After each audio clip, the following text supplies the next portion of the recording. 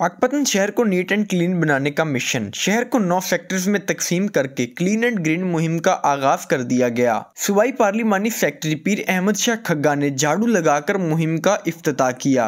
Deputy commissioner Pakpattan Ahmad कमाल मान का कहना था, लोगों की कम्युनिटी की पार्टिसिपेशन के साथ मिलजुल कर जो है हम एक अच्छा इस पे परफॉर्मेंस देंगे और अच्छा स्कोरिंग जो है ना वो अचीव करेंगे। तो लोगों से गुजारिश है कि वो क्लीन ग्रीन कैंपेन को अपनाएं, उसमें बढ़ चढ़ कर हिस्सा लें, बल्दिया के अमले के साथ ताउन करें। मुहिम के आगाज पर शहर को सरसब्ज़ व शादाब बनाने के लिए शजरकारी भी की गई। सेंट्री इंस्पेक्टर मोहम्मद अतीक भट्ट कहते हैं कि इंशाल्लाह पूरे शहर को साफ सुथरा रखेंगे। जो हमने 9 सेक्टर बनाए हैं, इंशाल्लाह ताला गवर्नमेंट के विजन के मुताबिक क्लीन एंड ग्रीन फेज़ 2 को बेहतरीन अच्छे तरीके से अंजाम देंगे।